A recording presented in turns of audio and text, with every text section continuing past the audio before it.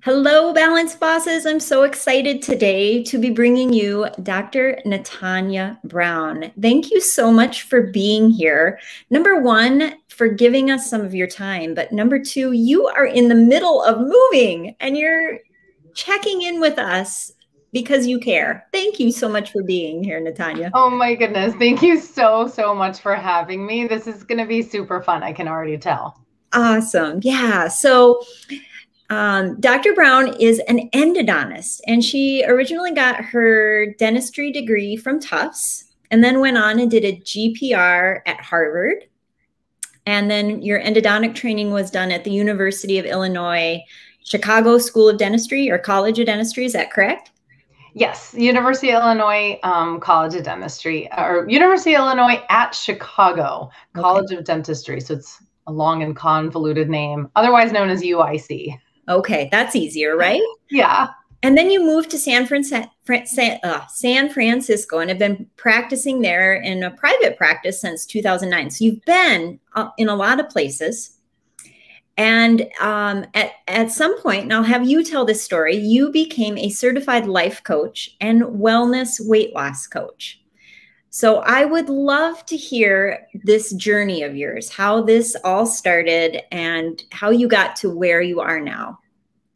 Well, thank you so much. I'm really honestly quite honored to be here. I've been really inspired by the work that you do. So this is truly an honor to be here. And so I guess a little bit about my backstory. Yeah, I was actually raised abroad. I grew up in Spain and in Puerto Rico. And after graduating high school in Puerto Rico, I went to college at Tufts. I stayed at Tufts for dental school. And I have an older sister that is a family practice physician, and she actually inspired me to become a dentist, of all things. I thought I was going to follow her footsteps, and she really recommended dentistry. She thought it may have, could possibly offer a fantastic work-life balance. And I love my big sister. I look up to her. And so, as most things in life, most big decisions have an element of leap of faith. I just went for it, and I, really never had any regrets. I think dentistry is a stressful career. We'll get into that in a moment, but I think that it was a fantastic choice. So I did end up deciding to specialize in endodontics, and my husband and I have been living in the Bay Area. Now we have 2 young boys as well, but we've been in this area since 2009. And as with a lot of people that are kind of reevaluating their life, et cetera, we are moving from the city to the suburbs. It's all going to be a big experiment, and I'm really excited about it. But I have maintained my endodontic practice in various different capacities. So, I was an associate for a prolonged period of time working in different endodontic offices. I volunteered my time as well at UCSF Dental School. And in 2015, and this kind of segues into, I think, your question of like, how did I even get into the coaching? In 2015, I ended up buying an endodontic practice. And the 2 years following were really the trickiest of my life, because really as soon as I signed the paperwork that I owned this fantastic, beautiful endodontic practice, I actually learned I was pregnant with my second son. And so fast forward a few months, and of course I had my baby, my second boy. And, what I found was certainly, practice ownership was quite a learning curve. At that time, I was not aware of any Facebook groups or, groups of female dentists that were supporting each other. If they did exist, I would have benefited from them tremendously. I truly felt isolated. And I felt that, during the workday, I would be working to keep my patients happy. I was managing my staff, trying to keep them happy. I had referring dentists, of course, as a specialist. I had to make sure that my referring dentists were happy. And then I would come home and have 2 young boys and my husband managing the household. And I truly felt very overwhelmed with all of these circumstances in my life. Now, at that time, I guess backing up, I always considered myself somebody that really prioritized wellness and fitness and healthful eating. And despite that, I still, for many years, I had a very unhealthy relationship with food. And I felt, certainly feelings of, I'm not good enough, I'm not pretty enough, I'm not skinny enough, all these kind of feelings that can plague us. And as a female dentist, I felt like it was very difficult to balance the needs and the demands of the practice with the needs and the obligations of home life and being a mother. And then I was truly having difficulty getting the pregnancy weight off from my second child. So I felt like, there must be something that I'm missing, even though I think I'm making healthy choices. But I'm clearly not doing something right. And so that really prompted me to try all sorts of different diets. I tried a lot of different fad diets. I remember at one point trying the lemonade cleanse, which certainly is not a long-term thing. It's really like a 5 or 10 day thing. I think I only made it 5 days. I would not recommend the lemonade cleanse, by the way. Good to know.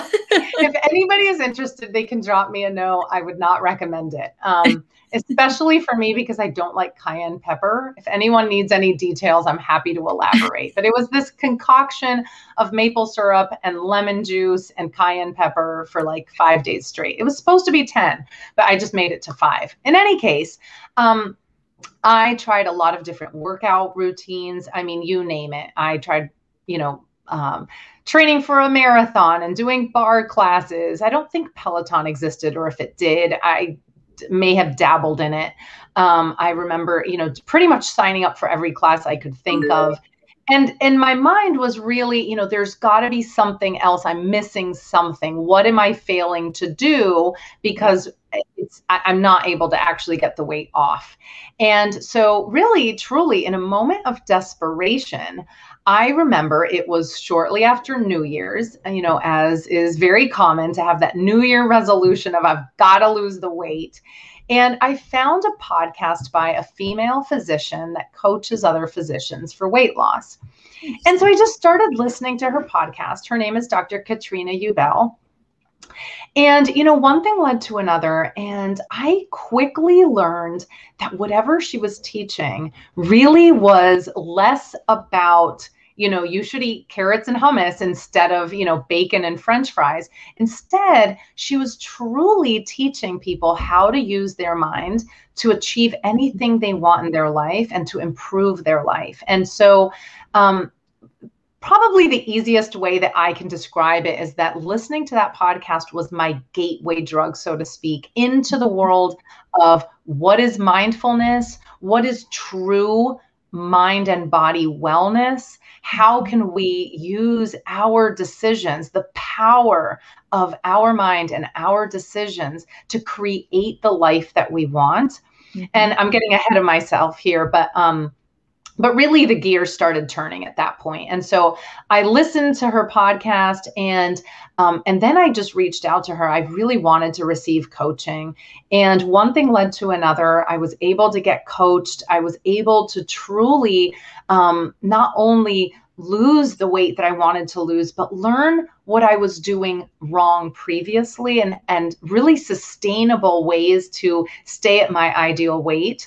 And then really the ripple effects of how that had an impact on my life. So truly, Dr. Katrina Ubell was a great inspiration for me. She trained at the life coach school, and then I ended up deciding, once I saw the impacts on my life, I truly became compelled to not keep it to myself, but to be able to be in a position where I could share these same tools with other people that could benefit from them. And so that's ultimately what what inspired me to become a certified life and weight coach for dentists as well. And specifically, when people ask me like, what do you do and why, why does it matter that you just work with dentists? And, of course, the answer is I'm happy to work with non-dentists as well.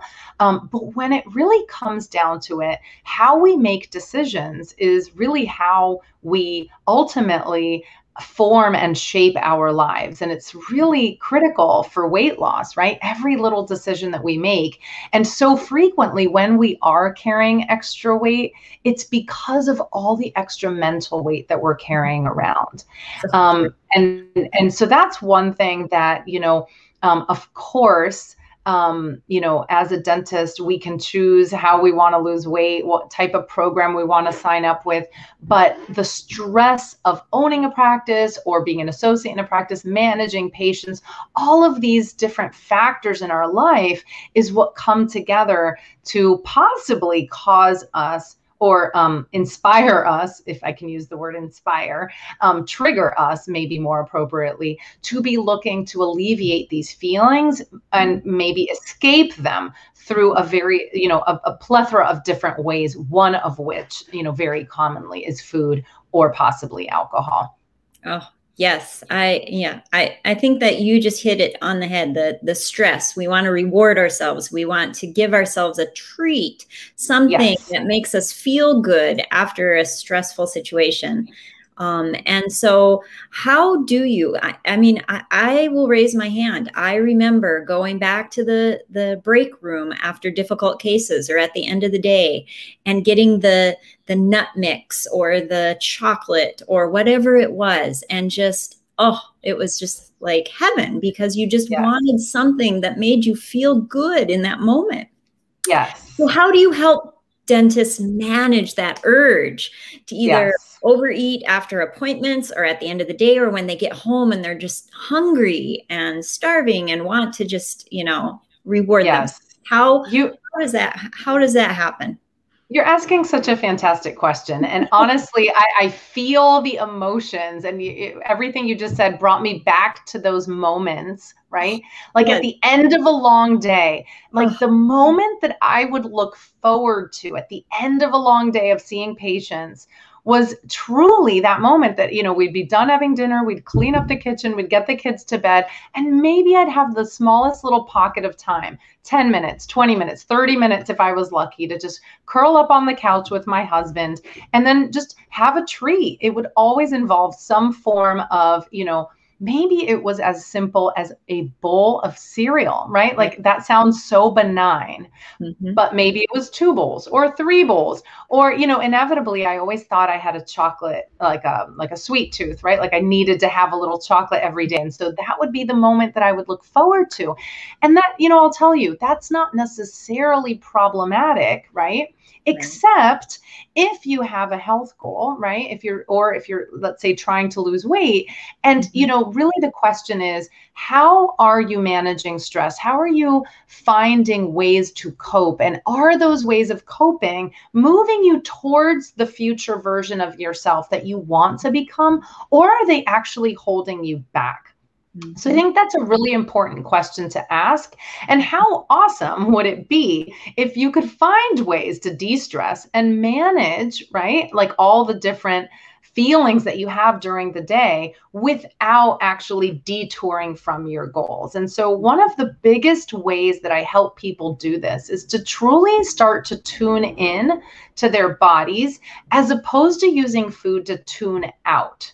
So, and what I mean by that, and what I mean by that specifically is, I truly, when I stop and I ask myself, like, what is it that's so amazing about that moment, those 20 minutes on the couch at the end of the day? Is it that whatever piece of chocolate I'm consuming is just so tasty that, my taste buds are going wild?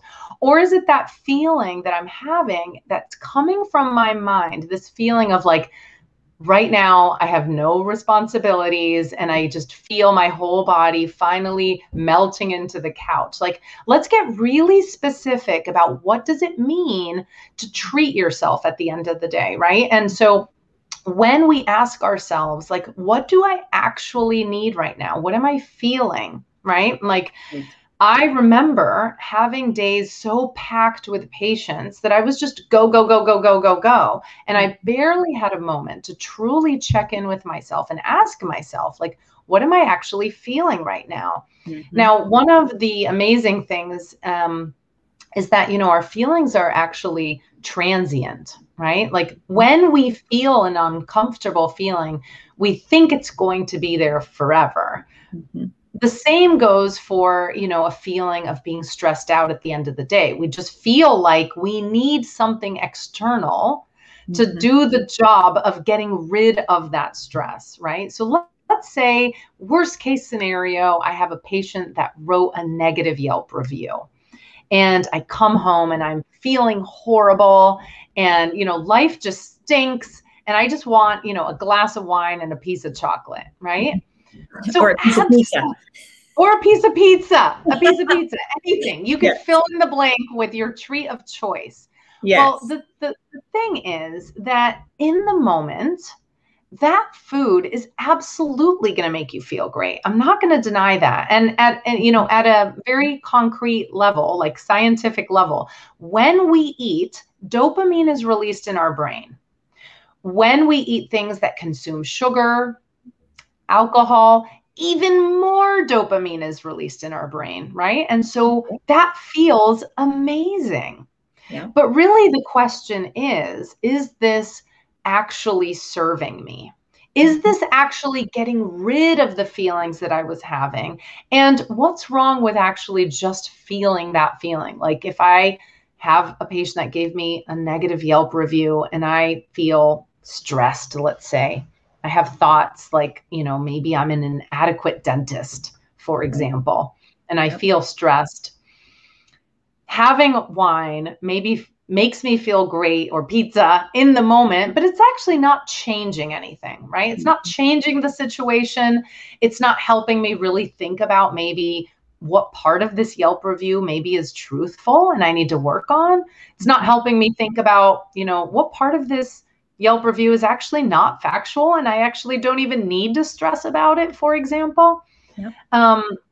And so, you know, when we talk about managing our stress, we really talk about creating a vision for, you know, what would it look like on a day, like your worst case scenario, most stressful day in the office?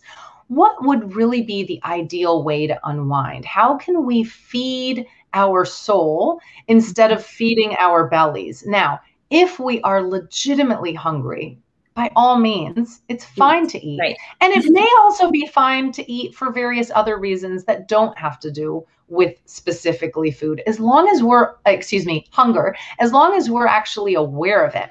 But it's really when we're seeking food or alcohol or other ways of distracting ourselves from feelings that could ultimately, make it harder for us to achieve the goals that we're looking to achieve. So a big part of my work is in creating a vision for, let's talk about the ideal scenario. Of course, we'd love to say that we will never have a bad day, that we will never have stress in our lives, but we know that these things are truly part of the package. They're part of life. So how can we empower and enable ourselves to rise to the occasion and create ways of coping that can help us stay on track with our health goals? Mm-hmm. That's amazing. I think that just stopping in that moment and asking ourselves, is this creating a better future me? Like if we just did that in that moment, we would see that that immediate dopamine hit might feel really good, but in an hour we might feel worse because now not only did we get a negative review, but we just downed a whole pizza and a whole bottle of wine and we feel terrible. Exactly. And to be clear, I don't have a problem with anybody choosing to eat pizza or French fries or drink alcohol. Right. It's less about that and more about choosing our response to our situation and our lives and creating what we want to create, as opposed to acting from a place of reactivity. So how can we, and you were spot on when you said, creating a pause, right? There's always time for a 1-second pause. This doesn't have to be a 20 or 30-minute planning session of how do I want my evening to look tonight. Instead, it's stopping and saying, I'm feeling, recognizing how am I feeling right now? And what do I truly need most? What does my soul need right now? And when I actually stop and I ask myself that question and I recognize I'm having maybe one of various negative feelings, I am usually finding, what I find is that the solution for me personally is not something that's usually found in the refrigerator. And so, really coming to that awareness has been hugely helpful for me. And that's an awareness that has been, of utmost importance for, all the people that I work with as well. That's awesome. And so really what you're saying here is, these are tools that can help not just with weight loss, but with other things in your life.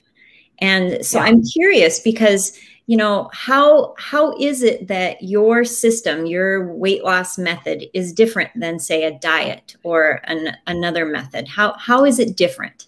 Yeah. Okay. That's a fantastic question. It's such a great question. I love answering this. So basically, I would say the vast majority of diets that you'd encounter, if you do a quick Google search, they're going to talk to you specifically about the nuts and bolts of what you should and should not be eating, the quantities, and of course, exercise, how much exercise you should and shouldn't be getting, which exercises specifically are better for, whatever type of goal you want to achieve. So they're going to talk to you specifically about what you should be doing. Now, the way I work with clients is we take a much more higher level approach. Don't get me wrong. We absolutely talk about what could be beneficial for you to do or not do. It's not cookie cutter at all. So to clarify, I do not prescribe a set cookie cutter diet. I do not believe that every person on the planet is going to benefit from the exact same type of diet. We are all very individual people. We're all unique. We all also have our own food preferences, possibly food tolerances or intolerances. For that reason, there is not a one size fits all diet. However, what I use in my process of helping people lose weight is something that's called the thought model. Now, getting into the whole, all the details as far as the thought model is truly a topic for a separate presentation. However, for the purposes of right now, what I will describe is that truly, the circumstances in our lives are what inspire our thoughts. Our thoughts create our feelings. Our feelings drive our actions, and our actions are ultimately what are going to cause or create our results. If we're just focusing on actions, we can think to ourselves like, then that means all I have to do is focus on my actions to get any result I want. That's fine, except what we're forgetting about is the fact that we're not robots.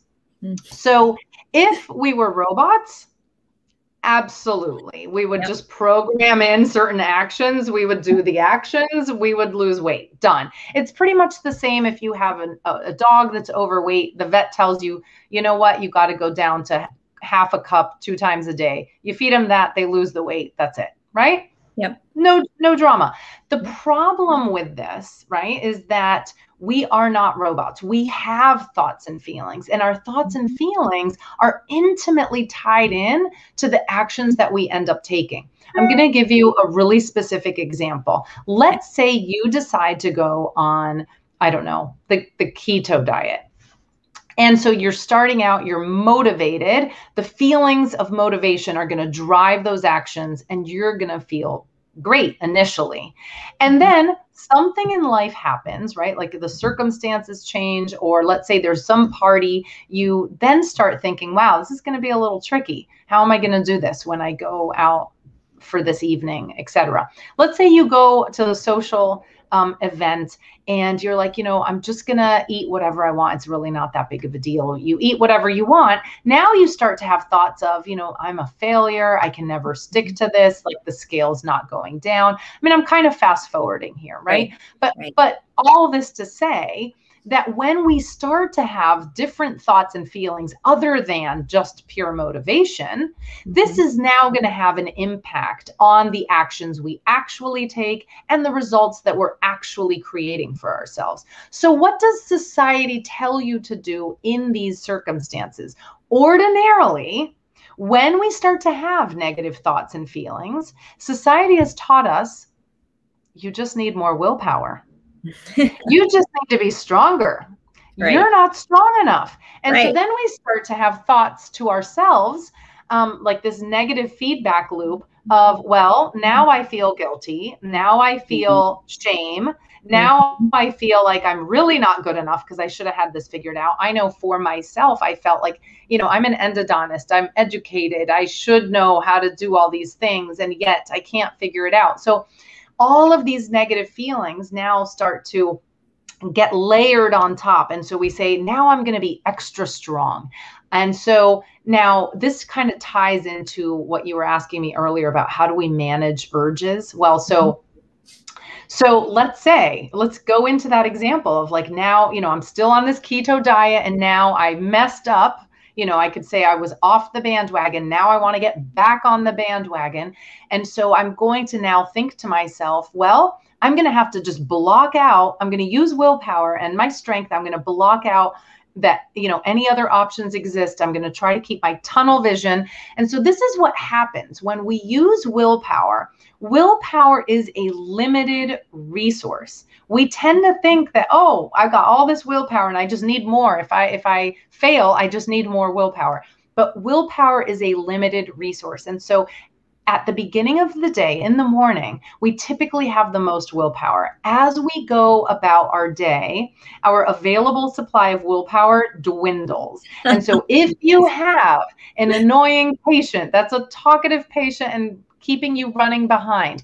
If you have a staff member that, didn't show up or called in sick, if you, get home late because you were busy with extra patients and then one of your kids is misbehaving or you have an argument with your spouse, you are going to be out of willpower. All of these things chip away at your amount of available willpower. So if you're just relying on willpower alone, it will ultimately fail you. Now, you may think that, okay, well then I just need to figure out how to get more willpower. But what I would say is, how about you just don't rely on willpower to lose weight? How about instead of any type of self-judgment feelings or self-loathing feelings, what if we just use self-love and compassion?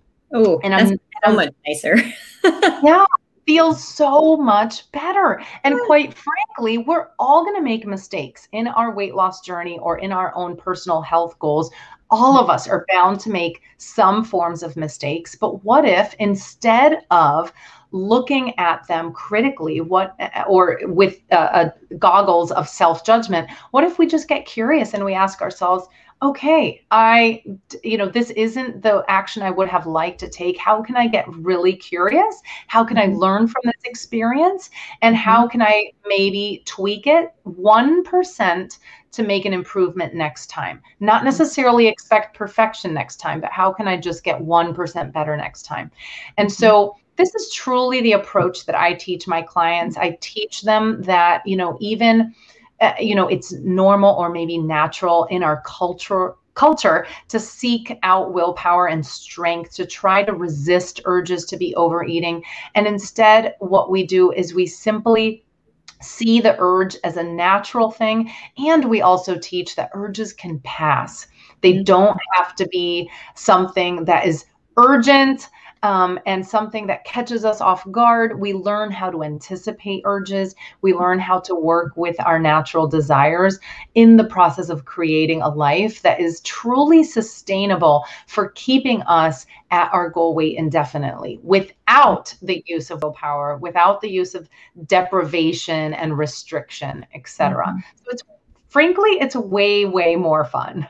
That sounds a lot more fun. And I think that looking at things with curiosity instead of negativity is something that you can utilize not just in food, but throughout your entire life, and really be like a game changer into how you grow and how you improve. Because if you look with that curiosity, you can think, like you said, how can I do 1% better tomorrow?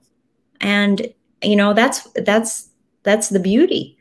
And exactly. So, wow, I love that. And the fact that urges pass, like feelings pass, you know, we have evidence of it. If we look back, we can say that urge back then did pass, those feelings did pass, and we can use that in the moment and say this urge to eat right now will pass. Yes. If, you know. Yes. And I'm going to give you a really quick analogy because I love this analogy so much. For those people watching that have small children, or maybe no children, but hopefully this will be an easy analogy to follow.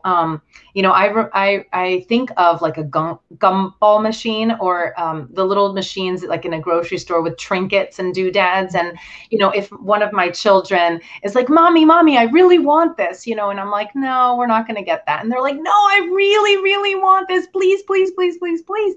And, you know, as their mom, I know that like, they don't need it. It's a waste of money. It's not a big deal. Like, your life is not going to come to a screeching halt if we don't get that. And they might beg and moan and complain. Now, we all might have our own opinion as far as whether we want to, you know, get a trinket for our kid or not. Doesn't matter. The point is that if you choose to say no to your child, you know, as the adult, that they're going to be absolutely fine. They might be a little bit upset in that moment. It might not feel so fun for them, but they're not going to be thinking about it. More than likely, they're not going to be thinking about it for days and weeks on end, right? Like, okay, every child's a little different. I won't get into the nitty gritty of like how long their memory might be, but by and large, they're going to get over it and they're going to be just fine. And so this is the same analogy that I like to present to my clients as far as, you know, when you have an urge to be overeating, right? Like, we think that it is, you know, I mean, we might not admit to ourselves, but it feels like a life or death thing. It feels like, oh my gosh, like I see that plate of cookies over there. They look delicious. I really want some. We feel as if we have zero control over the situation, when in fact we have 100% control over really what we're thinking and fixating on. And so once we realize that we are not victims of our situation, but that we truly can make decisions for ourselves and not just give in to our urges, then we can really start to empower ourselves to make the best decisions for our long-term selves. I love that analogy, and I'm going to remember that. I'm going to think about that gumball machine every time I have an urge. Thank you. That's a beautiful analogy. And, you know, I need to clarify that, you know, I don't want somebody to listen to think like, oh man, she's a stick in the mud. I'm never going to eat any treats. That's actually not the case whatsoever. So I'm a big advocate of people actually truly finding out for themselves, like, what brings you joy, right? Like, I can't tell you, you know, how many times I ate dessert just thinking to myself, well, of course this is yummy. Like, I never really stopped to actually take the time to taste the food. I mean, I know that sounds really basic, but when I was seeking mindlessness through food, I could easily get, you know, 5, 6 Oreos in before I even realized how many I was eating. And I wasn't actually stopping to enjoy them. So the issue isn't the Oreos. The issue is, if you love them, just sit down and enjoy it, right? And that's a totally different experience than, oh my gosh, my kids are driving me bananas and these Oreos are going to save me from this crazy overload of feelings that I'm having right now. So I actually just ask people, you know, please stop and ask yourself, like, where do you truly find enjoyment with your food? And is it possible for you to plan ahead of time and say, you know what? I love, I'll go with the Oreos. I love those Oreos so much. I'm going to plan to have some after my dinner, and I'm going to sit down and I'm going to enjoy the heck out of them. And I don't want anybody to mess up that moment for me. That's right. I'm going to dip them in the milk or take them apart and eat the frosting first, or savor them. Exactly. However you choose to eat your Oreos, eat them the way you like to eat them. And so, so it's just interesting when we really stop and ask ourselves, like, how much enjoyment am I actually getting from this? And you'd really be amazed. Some things that you may have found to be really yummy may not actually be that yummy when you slow down and taste them. So true. So, it really goes to behoove what you advocate, which is bringing mindfulness and wellness back into our lives. And it really becomes then more about mindfulness and wellness, well-being, how we feel in a diet or, a goal weight or anything like that, right? Absolutely. Absolutely. Gosh, this is fantastic. I love what you do. And so you offer something called the Weight Loss for Dentists Quick Start Guide. And I put the link down below. And if you're watching, you can find it here, and it'll be in the show notes and the comments as well. But explain to us a little bit about this Quick Start Guide. Yeah, absolutely. Well, thank you for asking. So yeah, this is basically a list of the top 5 things that I recommend. If you are somebody that's looking to lose weight, maybe you've dabbled in different diets in the past, maybe you've had some amount of success, but ultimately the weight has crept back on, or you're having difficulty getting to your goal weight, and you really are wanting some fresh ideas for how to get started, then, this is my top 5 list of things. And, Rome wasn't built in a day. I don't necessarily recommend that somebody start implementing everything from the get-go. You can look over the Quick Start Guide and, perhaps pick one thing that you can get started with and see about building consistency with that one thing. And once you have consistency there, then you can possibly add another thing. And so, truly, this is what these tips are what I used in my own weight loss journey and what I start out with each of the clients that I work with. And so it's a fantastic starting point. What a wonderful gift to give. Thank you so much for sharing that with our balance bosses. That's awesome. Absolutely. And then you also offer complimentary calls. So if anyone is interested in just visiting with you, you can go to this link here and schedule a complimentary call. You are one of the kindest people I know in this space. So I would imagine that anyone that would schedule a complimentary call with you would be incredibly happy and find wonderful value from that. So thank you for offering that as well. That's fantastic. Thank you so much. Absolutely. And, one thing I really like to make very abundantly clear, I approach my weight coaching in the same way that I approach, patients that need a root canal. And as an endodontist, I offer root canals to people that legitimately can benefit from them and that legitimately want them. And so as an endodontist, I never high pressure sell anybody into having a root canal done. And it's really the same when it comes to weight coaching. For some people, they're truly just curious, like, what exactly is this? How does this work? I would like some more information. Other people are, maybe know a little bit about it, and they, just want to know maybe more of the logistics.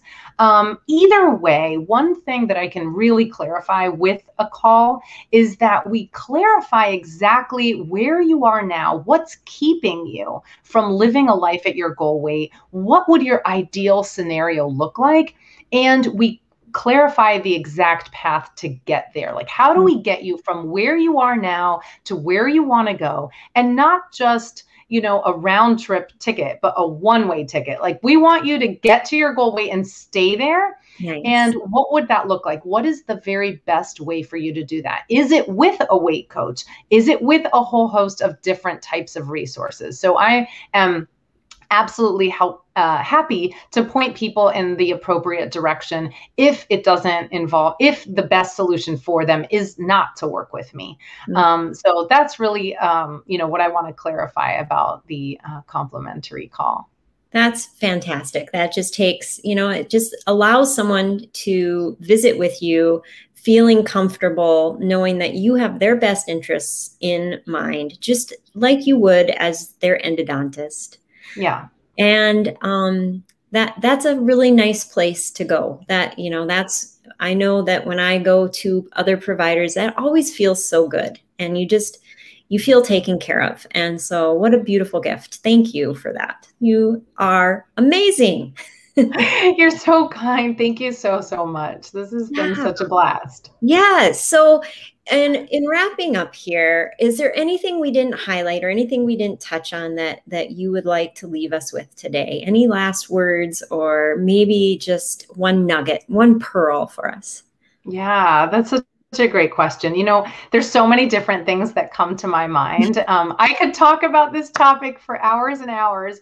But if there's one thing I would say is that, when it comes to losing weight or really living life at your best weight, there's really nobody that can do it for you, right? So like, even if you hire a coach, even if you sign up for whatever plan, it truly comes down to recognizing that you have the power to make amazing decisions for yourself. So everybody needs to recognize that for themselves. And weight loss, probably the best way that I can describe like what is a coach really helps people, empowers people to make the best decisions for themselves. And when we think about weight loss is truly a collection of teeny, tiny decisions that are made on a daily basis that will help you get to from where you are now to where you want to go. And so it is truly recognizing the power in each of those tiny decisions.